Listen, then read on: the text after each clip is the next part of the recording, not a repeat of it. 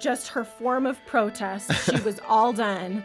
She knocked all those shoes off of the aisles, and it looked like a bomb went off in the shoe department at Walmart.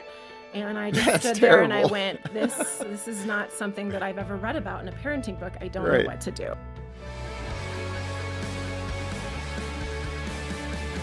Welcome to the Focus on the Family broadcast, helping families thrive. Karis, welcome to Focus on the Family for the first time. Hi, thank you so much for having me. We've had your mom and dad, Dr. Tim Kimmel on, and Darcy, your mom, and wonderful. I love their theme on grace-based discipline, your book now, Grace-Based Discipline. It's running in the family, isn't it? Yes, yeah. Yeah, I mean, our ministry, Family Matters, we have one channel, and that channel is grace. And we just love to see hearts transformed by the power of God's grace, and then for that transformation to extend to all of our relationships, whether that's with our spouse. And I think it's wonderful. Yeah. I mean, I really do. Yeah. Now, let's get to it. You believe parents have something to learn from firefighters. Okay, everybody's going, what? What? Firefighters, what can we learn in our parenting role from firefighters? Well, actually, my brother is a firefighter with the Phoenix Fire Department, and so, I saw a lot of parallels with parenting because, honestly, our kids' behavior very often creates an emergency situation in our homes. Maybe physically an emergency situation, but I mean more emotionally. And they just do stuff that just lights us up, lights a fire under us. And so we need to function like first responders. We need to be able to be calm and approach those situations with our kids the way a firefighter approaches one. And something I didn't know, but that my brother taught me, is that firefighters never run into a burning building.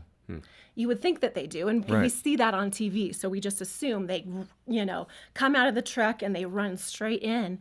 And that's really not how it goes. I mean, obviously they are in a hurry. They're trying to be fast, but they're wearing all their gear. And they also don't always know exactly what they're coming into. So they're taking their time to approach the situation, to assess what's going on, to make sure that they don't expend themselves before they're even in it. And that way, once they're in the building, they can rescue who needs rescued. They can get the fire put out. They can respond instead of react. And the analogy there is for the parents to walk briskly.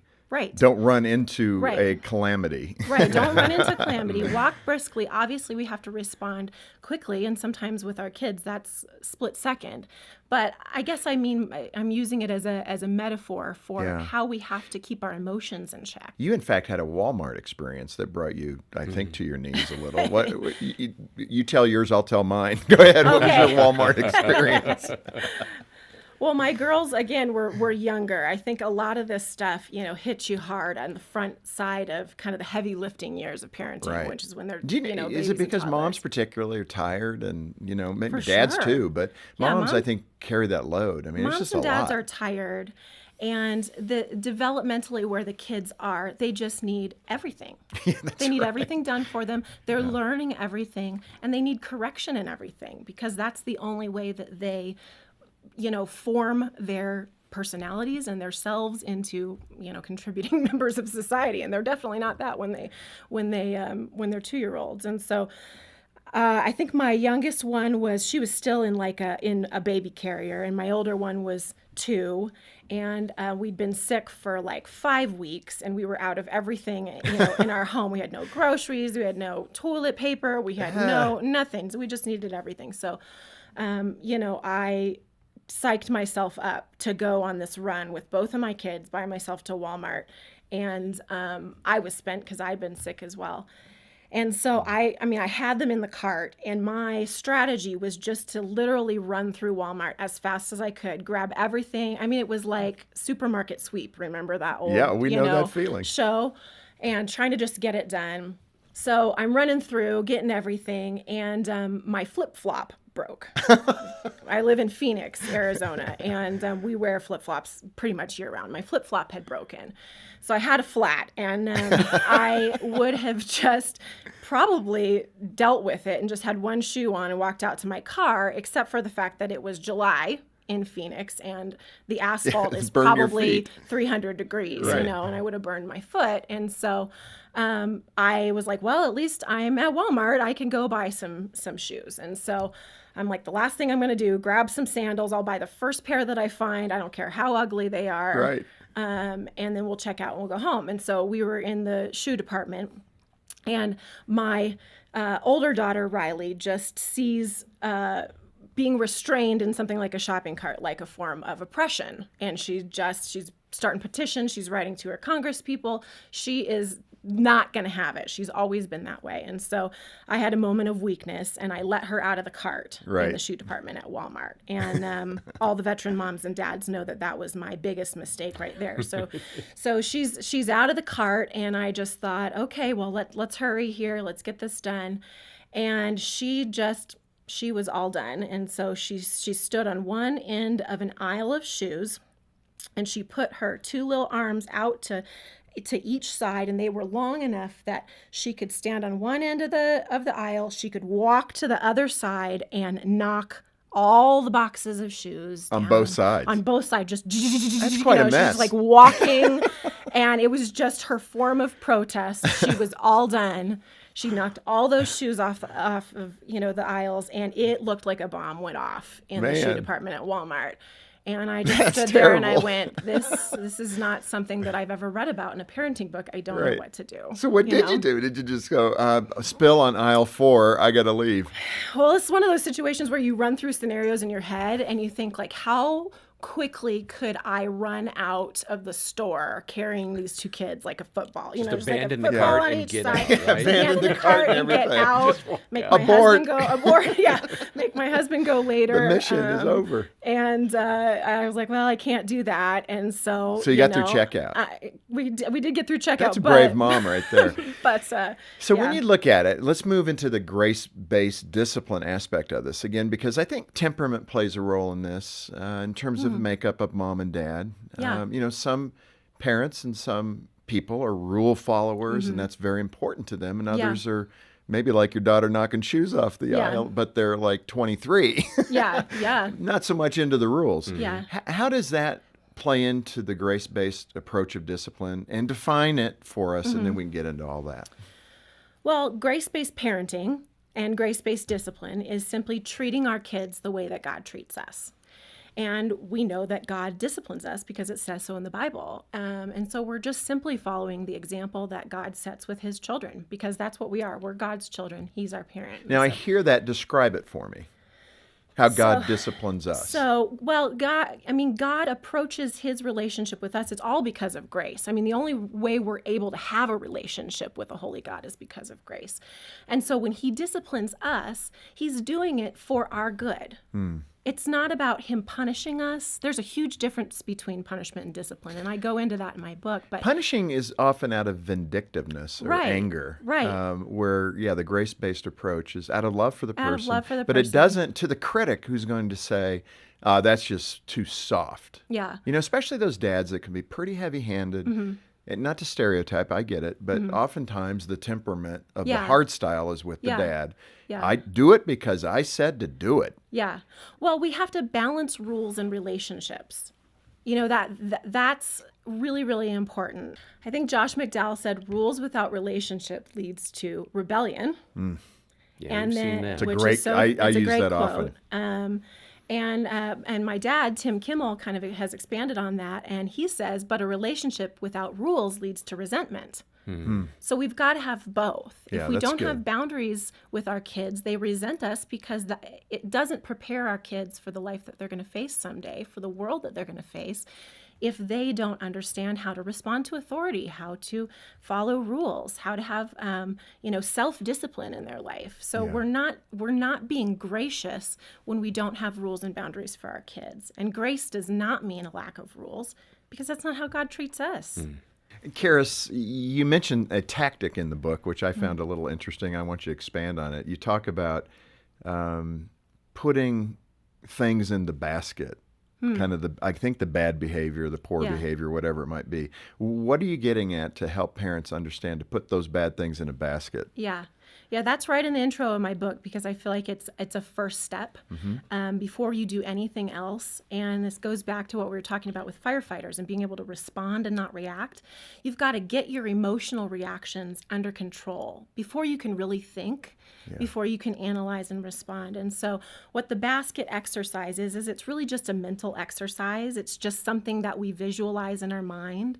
And you can do this in the moment or you can do it after the fact if you've had a really hard day with your kids where they have just brought you to the end and you don't really like them at the end of the day. It's easy for our relationship to become tinted and colored by being angry. So you put about them what's in a going on. basket? Well, it would be nice if we could do that. But how this works is, you imagine a basket or some kind of a container.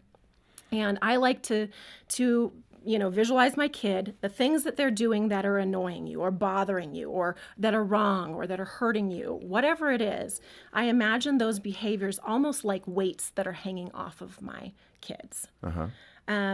I see them as external, right? It's not their heart. It's not their heart, right? We're separating their behavior from their heart. And so the way you do this is you just imagine those behaviors hanging off your children like weights, and then you imagine yourself one by one, name it, being untruthful or talking back or hitting their sister. You just imagine those things and you pull them off of your kid, you put them in a basket, and then you walk that basket into another room and put it up on a shelf. What does that benefit you, the parent?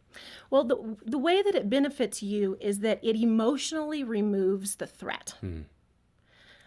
Because we go into sort of a fight or flight response a lot of the time in situations with our kids. When our kids have knocked all the shoes off of the aisle in Walmart, we're embarrassed, we're angry, we're annoyed. It kind of lights us up. And that would be a reaction. And very often our own emotions and reactions are going to steer us towards what's best for us, not what's best for our kids. So true. So when you remove those, you can separate the behavior from their heart and really see them for who they are. And what I like is how you tie that then to the long view. This is probably, for me, and I don't know about you, John, but for me, this is the aha in my parenting experience. And I feel like I've finally got it. And that is to take the long view. And you talk about that in your book by thinking 10 years down the line with that behavior that they're expressing. Right. And this has been one of the great things that has helped me in parenting my two teen boys is in the moment, their minds, their actual body chemistry, their brains are not fully formed. They're going to say and do things that are very teenager, very teenage boy in our case. And you need to absorb some of that. Right. You certainly deal with it and talk about it, and especially in a spiritual context. But it'll take some of the sting out of it if you think about, are they going to be doing this at 30? Yeah. Probably not. Yeah. And that's the key, isn't it? That's the key. Yeah, my dad has a great line that he says, never drive in a thumbtack with a sledgehammer. He used to always say that to us when we were kids. And I'm like, good. I do not understand what this thing means, But then once I had kids, I got it. It's really easy to overreact to things that aren't that important or to underreact to things that are really important. Let me ask you that because, again, you are picking up in a beautiful way with your mom and dad and what they've expressed over the years, this idea of grace. The opposite is kind of a stern, rules-based orientation. For the parents who have not caught that idea of grace, I guess there's two parts to this question. One is we can only dispense grace if we know grace. Yeah. So I speak to that. And then secondly, how do you know you're struggling, that you're not blind, that you don't have a blind spot? You think you're grace-filled, but you're actually more rules-oriented and more authoritarian. Yeah. How do you take a quick self-assessment? So those are two big questions. Two big questions. So, let me answer the first one first. I think a great biblical definition of grace is getting something that we desperately need but don't necessarily deserve. Right. And God gives us that. I mean, Christ's death on the cross and his payment for our sin, we don't deserve it. We don't deserve to have a relationship with a holy God based on our own merits, even if we're, quote unquote, good people. We're not perfect. And so we receive that grace from God because he said, I'm not going to judge you based on your sin. I am going to allow my son's righteousness to be laid over top of Sufficient. you, to be sufficient for you. And so that's biblical grace. And it doesn't mean that there are no rules and that God doesn't want us to obey him. Of course he wants us to obey him. He's a good father. But he doesn't want us to obey him for his sake. He wants us to obey him for our sake. And for our love for him. And out of love for him. Yeah. So as a number one is response. just feeling that grace yourself. Right. And making sure you know forgiveness Yeah. and you understand it. And then you Yeah. can give it to Yeah. your kids Right. in this case. And you didn't do anything to earn Christ's Right. favor, or, God's favor. Right. You didn't do anything to earn his love, and you can't do anything to earn it. Now for the mom who struggles, or dad who struggles in that area, they Yeah. they think they're grace-based, but maybe they're a little more judgmental. Yeah. Yeah, I think it's easy to have blind spots here, although most people I meet, I think they know. Yeah, I think That's they interesting. know. So it'll wear on them, even if maybe even their spouse doesn't know. Well, it'll wear on them because it's exhausting to us. Right. It's exhausting to us. We're trying to constantly earn God's favor, and we're putting that same kind of pressure on our kids Yes. to look good, to do good, to be good. And we need to remember that only Christ is good. Well, again, Proverbs and Ecclesiastes, it sounds like balance is the way forward, Balance right? is the in way parenting. forward, right? You mentioned in your great book, Grace-Based Discipline, you talk about the sushi menu. Now, not everybody eats sushi, so we Yeah. got to talk about this. What is the sushi menu of discipline tactics? Well, I came around to calling it a sushi menu because if you ever have eaten at a sushi restaurant, you it's not like other restaurants where you kind of pick one main Thing, and it all menu comes. item and that's what you get. With sushi, it's just a couple of pieces, so you can order a lot of stuff to make a full meal. And so the analogy there is that with discipline tactics, very, very rarely are you going to just do one thing that you're always going to do in every situation that's always going to work. You need to have a lot of different strategies and tactics that you think through in advance. And so when you are facing something with your kids, you can order a little of this, you can do a little of that. You're going to take a multi-pronged approach to dealing with discipline issues with your kids. Yeah, that's good. Let's run through some of them. What are some of the sushi menu options in parenting tactics? Parenting tactics, yes. So the first one at the top of the list, and the reason it's there is because this is one of the things that I say, if you don't know what else to do, and if you can't do anything else for whatever reason in the moment, do this one thing. And I call this tagging behavior. And what this means is if your child does something, it simply means naming the thing that they're doing. Example? So if your child says something that isn't true, you just say, what you just said was not true. We're truthful in our home. And that's tagging behavior. Or they're violent. They lash out and they smack you. And you can grab their little hand and say, we don't hit. That was hitting. So you name it for what it is. And it conditions them to know that you know. Right. And here, I mean, this is a little bit of, it's almost like training an animal. And I'm not comparing our kids to animals, although sometimes there are some applications. No, it's fair. You're Yeah. training them what's right and what's wrong. Yeah, but it's almost like clicker training. I don't know if you've ever seen a dog trainer do this. They give a click and then they give a treat or a positive reinforcement after that. But what they're doing is they're immediately marking the behavior that they want with a little, and then they treat because you can't even pull the reinforcement out fast enough to really help the animal know that's exactly right. And so you can do this with positive things that you want as well. You can say, oh, I love how you were so kind right there. Right. But you can also do it with the negative behavior that you don't want. I think it's important too to remember that, in a moment to do the positive things too. Yeah, do the positive and things not too. just always the negative Right, things. so- All right, tagging behavior. So I got tag it. behavior. Pardon. Yeah, and you can pardon. You can choose to You've got say- that authority? Right, you do. You have that authority. But remember, you've tagged the behavior. So Right. you're not saying nothing. You're not just completely letting it go. You've tagged the behavior. You've named it. They know that you recognized it, right? But you can choose in that moment to say, we're not going to do anything more right now. But I don't next want to time- see that happen again, right? You can choose to ignore it. Some types of behavior we actually reinforce by responding to them. That's true. Things like whining or, negative attention-seeking behaviors that our kids do. If we say, "Don't do that," "Don't yell," "don't," we're kind of pulling back on them, and it's Right. almost causing them to get more riled up and lean forward Right. into these behaviors. So ignoring can be powerful. We need to teach. That's one thing. They don't know what to do a lot of the time, right? Correct. And we'll cover the rest of the list. We'll post it online so Okay. the listeners Yeah. can go there and see the ones we've talked about and the ones we haven't. Let's end here, and you touched on this as well, and that is age-appropriate kind of consequences. Parents this is the biggest question parents have. Our kids are 3 and 5. What are the right kind of consequences to employ? Right. For the moment. Let's touch on that. And again, we'll put some of that online so the listeners can see that too. But you break it down to toddlers, preschoolers, school-age children, tweens, and teens. Just give us a couple of examples. So, I talk in my book about a concept called developmental currency when it comes to choosing appropriate consequences for our kids. For something to be an effective consequence, it has to cost something, right? Right. It has to apply some kind of pain, and I don't just mean physical pain. That could be it, but I really mean more emotional pain. Something ouch. that is an ouch, right? Right. That trains them that this is not what we want to have happen. But if it's going to cost them something, they have to pay for it in their currency. If we're asking them to give up something that they don't value, that's not going to be an effective consequence. So let's talk about toddlers, because I think a lot of your listeners have kids Sure, in that yeah. age range, and a lot of the people I talk to, this is where they're struggling.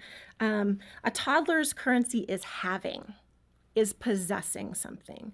And this just follows a developmental, pattern. Their Sure. brains are developing. Mine. So mine, right, exactly. You see it happen. You've experienced that, I I see. think Yes. both as a child and as a parent. Yeah. If they can see it, they assume that it belongs to them. Right. If they see it and they want it, they say mine. So specifically possessing objects, they kind of view everything as objects, even people. Right. And this is just developmental. And so it doesn't help them. It's not an effective consequence to say, if you do that again, you're not going to be able to go to the park with Billy next Thursday. Right. They're not connecting They all don't those care dots. about Billy. They don't know when next Thursday is. Yeah, right. And they can't even conceive of going to the park next Thursday. Right. That's not effective. So what is effective? So what is effective is immediately removing maybe something in their possession or removing them from the situation that they're in. We call this the Vulcan transport, right? You're at this point, you're bigger than your child. You can pick them up and move them quickly. right. And so Teleport. teleport, right? So you kind of, if you're at home or if you're even, out at a store, you can quickly kind of grab them real quick and you can move them to another place, whether it's back into their room. Do it quickly. It doesn't hurt. You're not causing them any physical pain, but it's a jolt. And it just kind of takes them out of their head for a minute. And then you can say, whatever it is that they do, you're going to sit here a minute Right. and then we'll go back. And they go, ouch. So it's a Yeah. correction. So that's toddlers. You got That's preschoolers toddlers. and school-age Yeah, children. Let's pick a preschoolers, tween. school-age Let's do a children. tween one. And Yeah, because tweens is kind of the other, hopefully they're not saying mine at this point, but they could well, be. they kind of are, but in more sophisticated language, right? And so a tween's currency is belonging, Yeah. right? Social. They want, yes, they're trying to find their place in the world. It's really important to them to fit in. And so all the things that go along with that, whether it's, fitting in means having the type of possessions that they think they need to have to fit in, or being able to go the places that they want to go to fit in, or do the things, or being around their friends. Even if your child is more of an introvert, that is still their currency. Sure. So you need to, if you're going to give them a consequence for something, you need to act on that currency. And so maybe that means you repossess their phone or devices for a certain period of time, or that means that you don't allow them to go somewhere that they've wanted to go.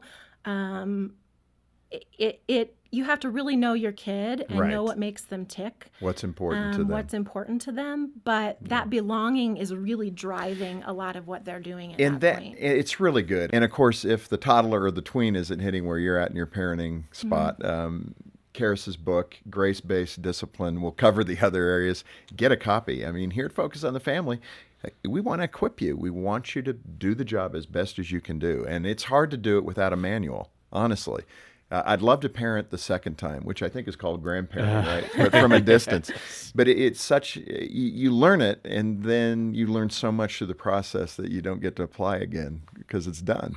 But these are the great things that people have learned, Karis, her family, and I think this is one of those resources that can really help you. So for a gift of any amount, help the ministry here at Focus to touch parents and to do help them do a better job in their parenting. And our way of saying thank you is to send you a copy of Grace-Based Discipline as our way of saying thank you. And Karis, I've got one more question for you, but John, how do people get a copy? Well, they can go online, focusonthefamily.com/rodcast, or give us a call, 800, the letter A in the word family, 800-232-6459. And I'll encourage you to get a CD of this conversation or the download. And I've got to say, Karis, I really appreciated the reminder that we were just talking about, the importance of belonging to teens. That was a good reminder for me with a 14-year-old right now. So What's their currency? Yeah, that's a great concept. You'll find more detail in Karis's book, Grace-Based Discipline. Get a copy from us today. Karis, as we end, I'm mindful of that parent that feels they just haven't done it well. Maybe they have kids that are 15, 16, 17, and they've been very rules-oriented. What is something they can do to be more hopeful? What's an action? I know that's a very difficult question, but if they're in that desperate spot, you've counseled with parents that are there, what would you say to them? Well, that's what is amazing about grace, right? It can just cover over our mistakes. That's what its purpose is, to cover a multitude of mistakes.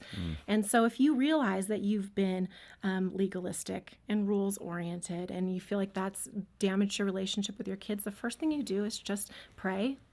Ask the Lord to point out these areas in your life. Ask to receive His grace for the ways that you have messed up and His forgiveness, and accept forgiveness for yourself. We are so reluctant to accept God's forgiveness for ourselves and to forgive ourselves. We just continue to hang on to it and to beat ourselves over the head with our mistakes. And, the enemy wins when we do that. So true. He just wins. So true. And so accept that forgiveness. Let that grace transform you. And then go, if you feel like your kids are old enough and you can talk specifically about this kind of stuff with them, and I would encourage you to, go to your children and say, hey, I kind of have had this awakening about grace, and I realize that I have made mistakes with you. I'm not perfect. And ask them to forgive you. Yeah. Ask your kids to forgive Could be you. the best thing you've ever done. It could be the turning point in your relationship and the difference between you having a great, deep relationship with your kids down the road or it just being strained. Yeah. It really so can. Good. Karis, thanks for being with us. Thanks. But your child has never done all the boxes of shoes at one time on both aisles. Doesn't that make you feel good? I'm doing not such a bad job. There's even a child that many years ago, her mom was out shopping, and it was a department store. And what she did is she climbed in where the clothes were, and she stood up on the little pedestal there, so she could not be seen. And her mom is in panic and looking underneath and going around, and she knew what she was doing. How old were you? Isn't it great being a pastor in the same place a long time? How old were you? 5 or 6. Do you remember it? I do not. You do not remember it. Oh, my mom It's threatened wonderful my to hear life. her mom tell the story. Mom threatened my life, and I never did it again. He said, "You will get left behind, so you better like the family that you get placed with." That's motivation. I never left her side again. It's grace-based correction. And I think there was something else about that sowing and reaping. So, we've all done it. We've all been there. Proverbs chapter 22 and verse 6. Most of you can quote it. Train up a child in the way that he should go. When he is old, he will not depart from it.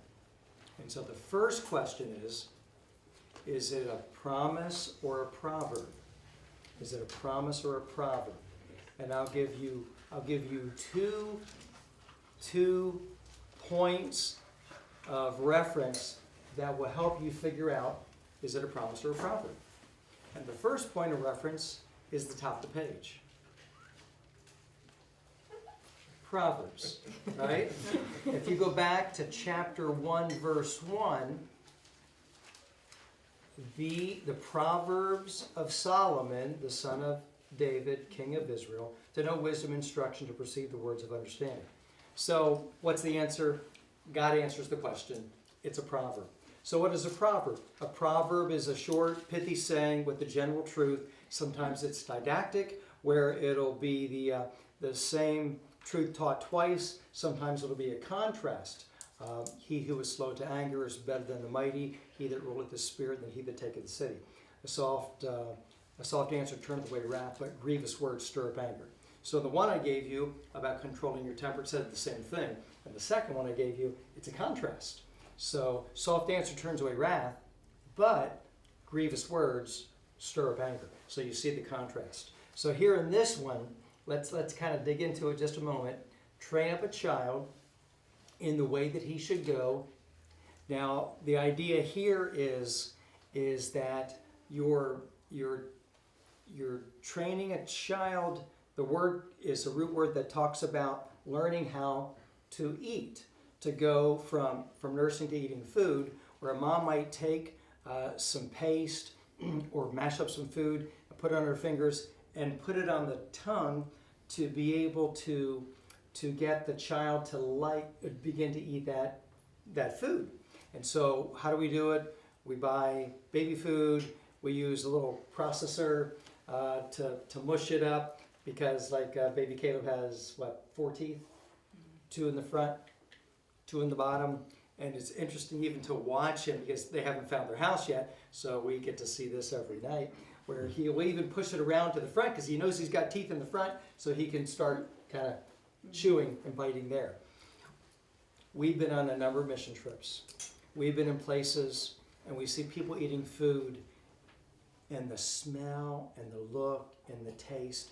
Your sister was in China, and on the stick are these scorpions moving. I wasn't with her when she did this, but you take the scorpion and you stick it in a boiling oil and you take it out and you eat it like French fry. I don't do that. Martha's adventurous. She did that. My mom was along. I'm not sure who else. I don't know. Mom was like Jackie, my sister-in-law, visiting a missionary there. But they grow up that way, so they taste. That's what they taste. And then they look at some of our food and they think that we're crazy because we eat this food. So Sunday we went to Wendy's, which is like once every 4 years, and we bought baked potatoes. Now, I don't go to Wendy's without buying a Frosty. And I said, I wonder if Caleb has ever had a Frosty. He's a year, he hasn't. So I buy the Frosty, have the meal. I get permission to give I'm training up the way that he should go. And so I give him a bite of Frosty. This kid has never had Frosty before, and it's like his brain just lights up. Big smile. Second bite, now he's giggling. What am I doing? I'm training him in the American way to love Frosties. So this is what the root word is. So that's why different cultures, they grow up eating that food. Now, I know the illustration might break down when you're trying to get your children to eat normal food, right? But eventually they get it. So we're training them at an early age in a particular way that they should go. And when he is old, it means to grow hair on his chin. When's that?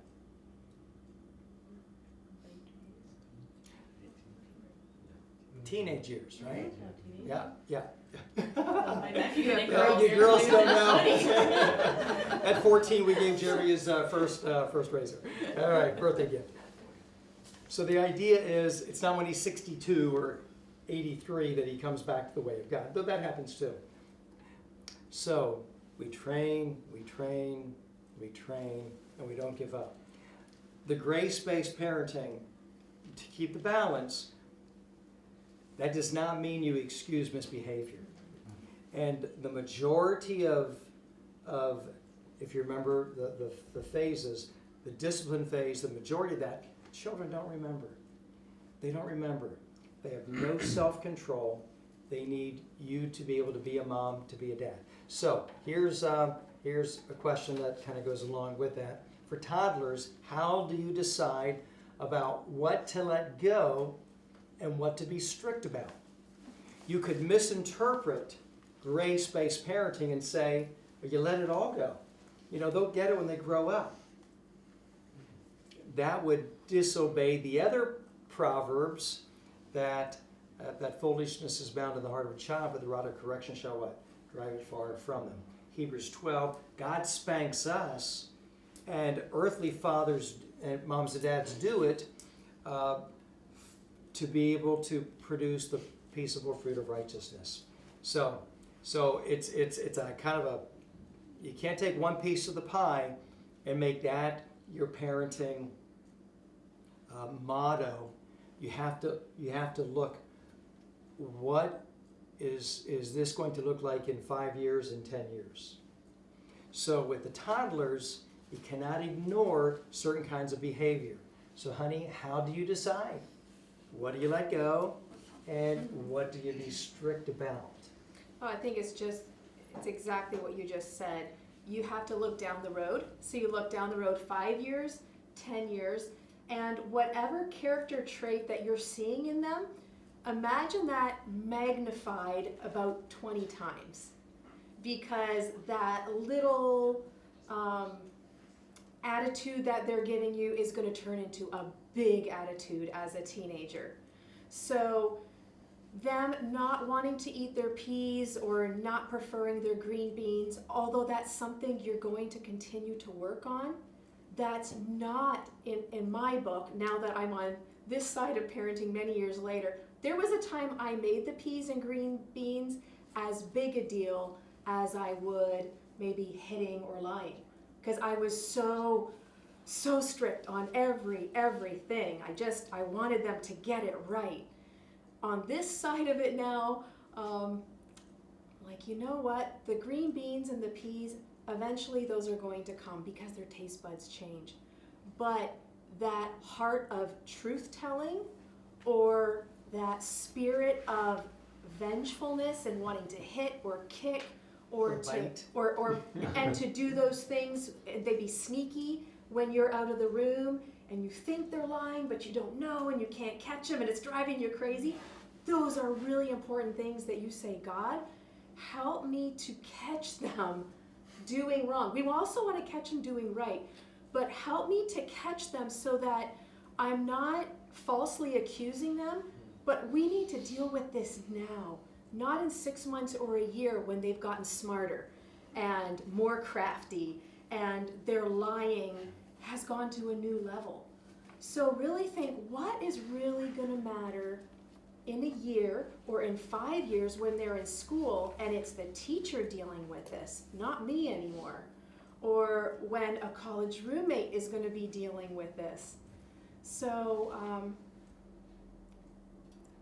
I think just looking down the road and magnifying it and saying what will really matter. So one thing is the characters that are really important, like the lying, the anger, the vengefulness, looking down the road. And then I think another thing would be if they're going to be hurting themselves or hurting someone else. We have a kid who's now in college, and he took, I guess it was a paper clip and unwound it and stuck it in the socket, and it worked. It worked, and because I guess he did both sides, and he got a shock, and it affected his hearing for a period of time. Now he outgrew it, but again, going to hurt himself. We're going to be on it harsh. He's going to hurt someone else. We're going to be on it harsh. Takes the remote control, banging it. It might be a significant problem if the remote control. It would be a significant problem if the remote control is broken in our house. What are you going to do? So you have to pick and choose the battles. And I think Jody's saying not to be strict about the battles that really don't matter. Is that right? Right. Some things you just need to continue to be consistent on, and other things that it's a battle line. So And have fun. Have fun at it. When I was a single dad, sold the house. The other house wasn't ready. I moved in with my brother and sister-in-law and their two girls, and we had all the kids. And my sister-in-law was in this getting her daughters to eat green beans. And so when she would get up and turn around, I wanted to be the favorite uncle, so I'd take a fork and I'd grab some green. I love green beans. And I'd take, and Jackie would turn around, and the girl's like, we still talk about it 20 years later, and I would stop chewing. So have fun in the midst of it all. Another one, how do you get external family members on board with your parenting style? To implement rules in your absence like you would. Now, external family could be grandparents, uncles, aunts, and step-parents. Well, the question just became multifaceted when you define external family as grandparents, uncles, aunts, and step-parents. So to get your family members on board, you're going to have to decide if a grandma is going to be babysitting, say, twice a week or 5 days a week, which is a very common thing, or you do your dates once a week and the grandparents' child care. Are you going to be delegating spanking to the grandparents? You have to decide that. Most people are probably not going to want to do that, but some do. Jody's niece, our niece, came down with leukemia at 8 months? 7 months. 7 months, and went to the hospital, didn't come out for 6 months. And so Brian and Becky moved to another city, lived in Ronald McDonald House, and she survived, and she's a teenager now. But the other two children came into Grandma and Grandpa's house, and Jody's mom and dad didn't discipline, but they became surrogate parents for the next 6 months. And these kids needed to be disciplined, meaning spanking, reminders. And it was something delegated by the parents. And to this day, Jody's mom says, "Oh, don't want to do that again." No, it was very hard because she just wanted to be the grandma. She didn't want that hard role of discipline. So that's kind of the ultimate to the question, are you going to delegate discipline? And I don't know that with all the nuances that we've talked about of how to discipline that you really want to delegate that. So what you want to do is have them report back. Did they misbehave? And then you'll decide at home to be able to do that discipline. So it's almost like you would have nursery workers at church. You're not going to want nursery workers to discipline, to spank your kids. But you also don't want nursery workers putting in PG-13 horror/murder video games, as well. Our daughter will always tease us because during one mission conference, one of our interns put in a William Carey missionary video without previewing it. And before Christianity came to India, they weren't nice. They burned the widows alive when the man died. And when the British took over, it's called the funeral pyre. Wow. It's part of their history. And so when the British took over, we controlled it, and the pagan religious leaders came and said, "This is our custom." And he says, your custom is against the laws of God and man. But this is what we do. This is how we practice our faith. He said, "Well, you're not in charge anymore."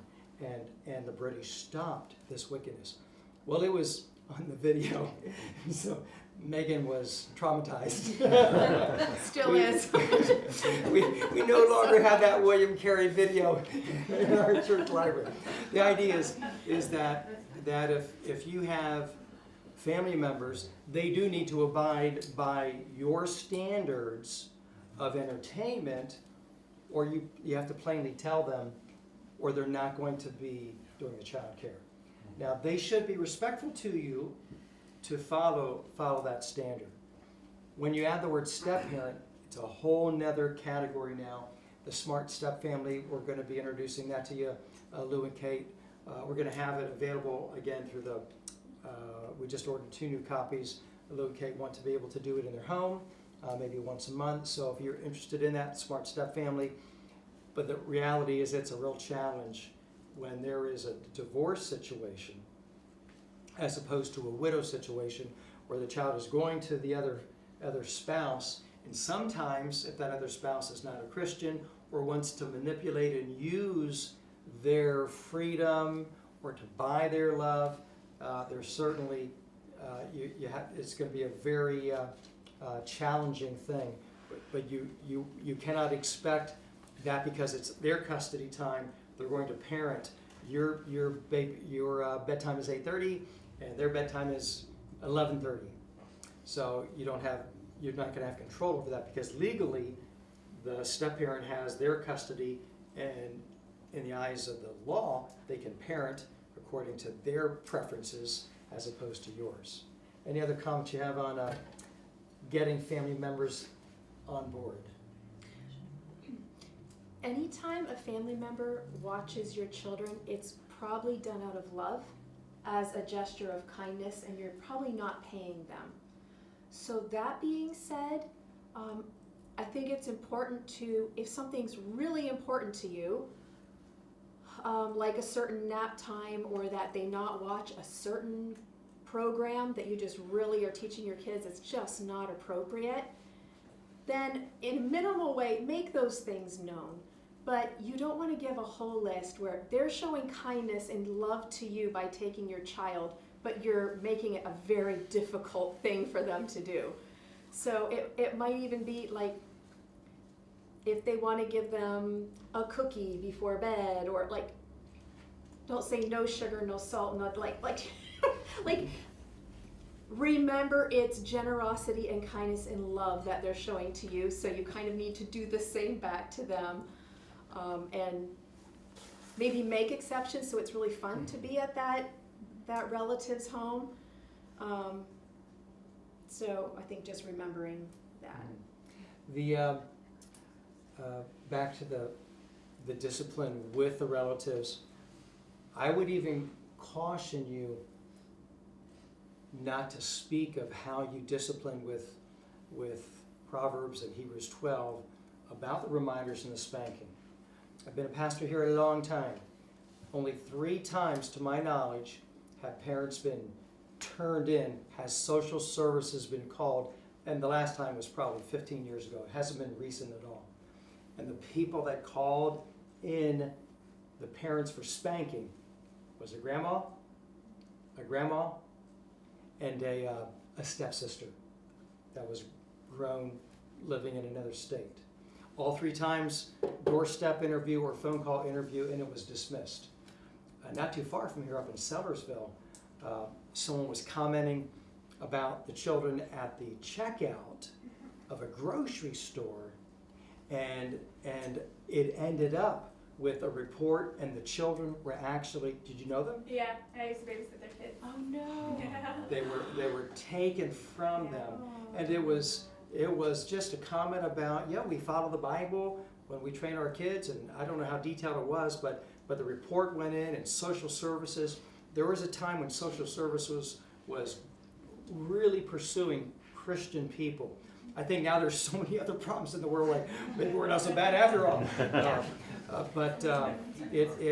So I caution you of even speaking to relatives. And again, most of our spanking is done by 6 or 7, and the kids are not going to remember it.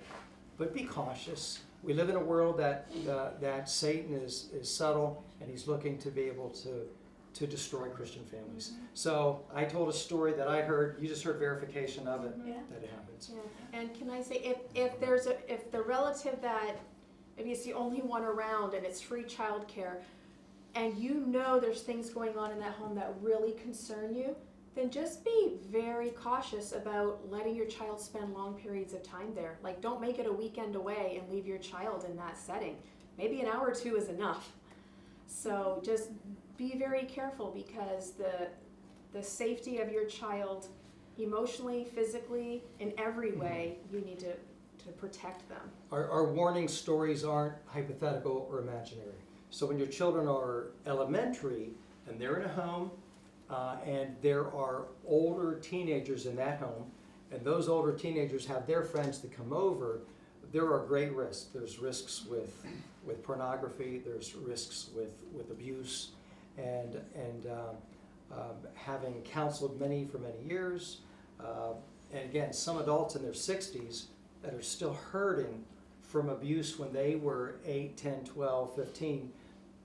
Most of the abuse stories have been relatives or neighbors or friends, but even in ministry with Catholics and Presbyterians. So you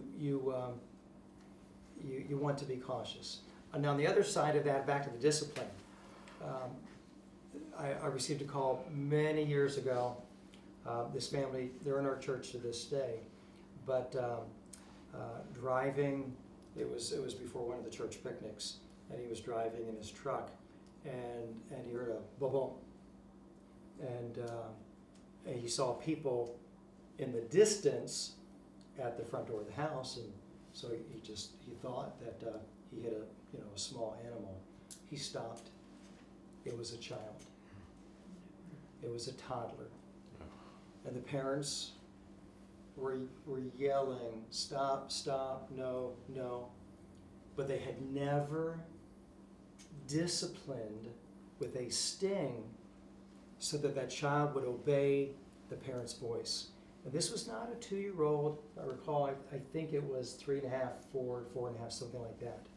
And the child died. We can't imagine the heartbreak of that family.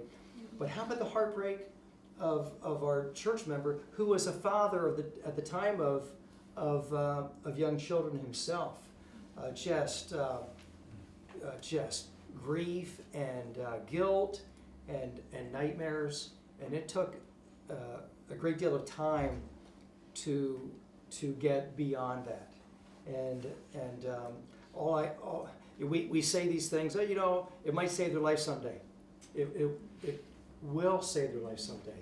It might be on a street corner. It might be, who knows where you might be. But to be able to take seriously that you're the mom and you're the dad, and in this 0 to 7 phase, you need to be loving enough to spank. When a parent says, "I love my child too much to spank them," he that loveth his child spareth not the rod. True love is to be able to engage, and yes, it's swatting the hand when they're 10 to 18 months. Yes, it's the slap in the thigh or the diaper down and the swat. I do like what Dr. Schettler had said when one of his boys was misbehaving at the table. He gave it in the lesson on Wednesday night. He said, "Now, Luke, now if you do that again, that will be a 3 swat offense." And so he was what she called tagging the behavior. You just were disrespectful, you just threw food, you just, whatever it is, tagged behavior and identified what the punishment was going to be, so that my son is totally aware if he does this again, this is what's going to happen. One more question, if you want to summarize it, about the different, the consistency of the two ages. The one question was, I have two different children and they have completely different temperaments. How do I deal with them in correcting them because they're so different? So our 5 children, all 5 are so different.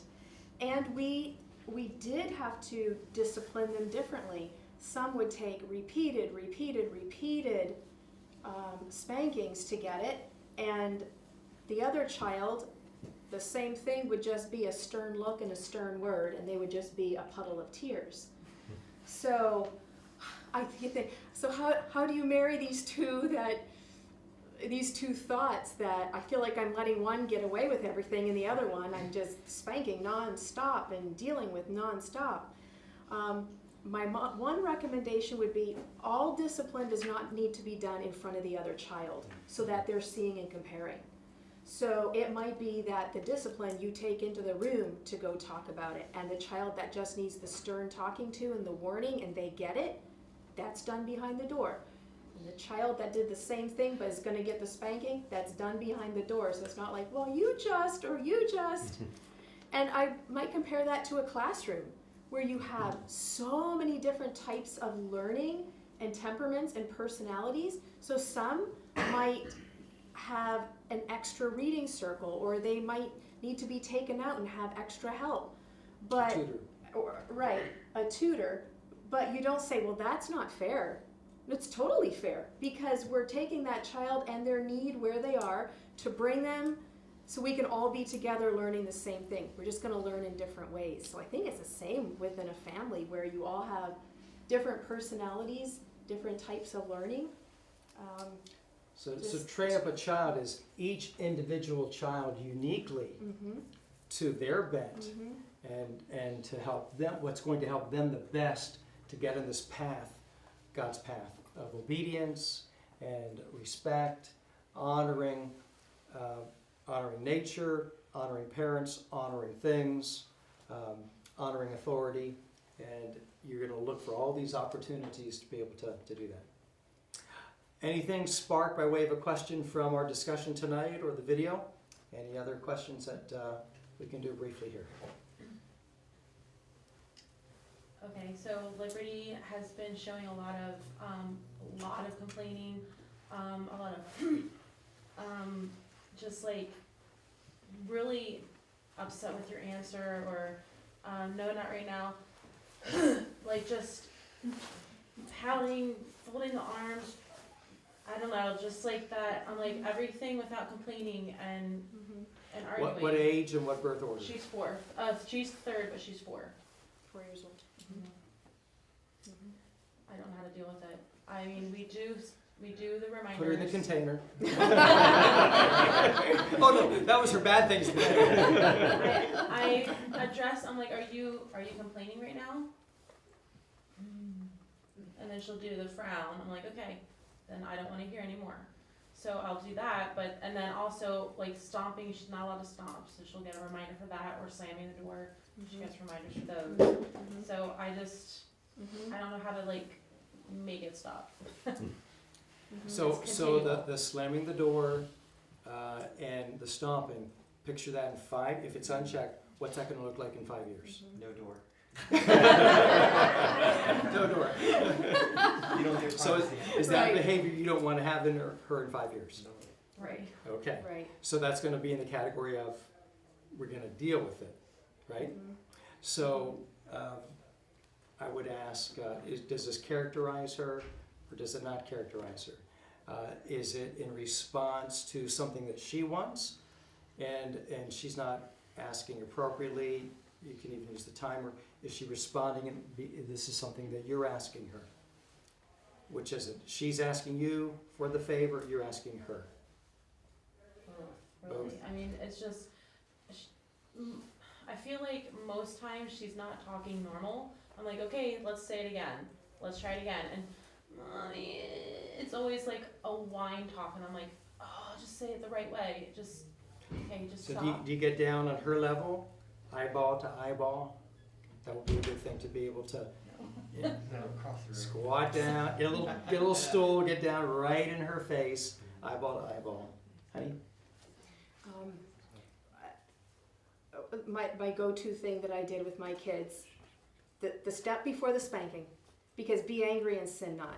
So if there's anger starting and you're seeing it, unless it's angry over someone just hurt my sister or some, and it's a righteous anger, then it's an anger that needs to be dealt with. So call it anger and say, this is wrong. This is an angry spirit is wrong. Call it out. And then I had a chair that I'd send the kids to. I'm going to set the timer for 5 minutes. And I want you to think how God would want you to respond. If you had a do-over for this, what is the right way to respond? I'm going to give you 5 minutes. So that helped retrain the thinking of, because they hated to go sit there. And then if you see a continuing of that, then it needs to be what we call the reminder, the discipline, where it's not worth it, so that there's the mental thought, this action will bring this consequence every single time. Because an angry person is not a good friend, is not a good student, is not a good spouse, is not a good employee, is not a good Christian. Anger is a serious thing. So if you can just nip it now, and it might be the retraining for a month, and you're going to see a new personality coming out, like, got it. But it's a lot easier now than 5 or 10 years. And she feels guilty for acting that way. And we've discovered God's word is so true, because when you do the spanking, they can get in this attitude, and all of a sudden they get the spanking, and the guilt reflex the conscience has been cleansed. The guilt reflex is now flipped, and to go from angry to happy. And a spanking can do that. Yeah. And you might even want to start to remind her after a few spankings, and you ask her to do something and say, now before you respond, I want you to stop and think. What would Jesus want you to do? What's the right way to act? So start to give her those little reminders. Give her a chance. Yeah, but I would be on it. Yeah, really be on that. We need reminders ourselves every year, so let's do it again next year, a different focus, but so thankful to have you out. A different kind of reminder. God bless you. Yes, yes. More cookies if you want some, you're dismissed. Or take a cookie for your kids if you